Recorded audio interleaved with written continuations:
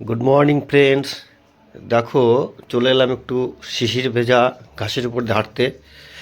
দেখো, শিশির পড়েছে ঘাসের উপরে, কি সুন্দর লাগছে দেখতেই পাচ্ছ। এই দেখো পেঁয়াজের ফুল, পেঁয়াজকালি ফুল দেখেছো? মানে কী বলবো, দেখো আমাদের জমিতে কত পেঁয়াজের ফুল পড়েছে। দেখো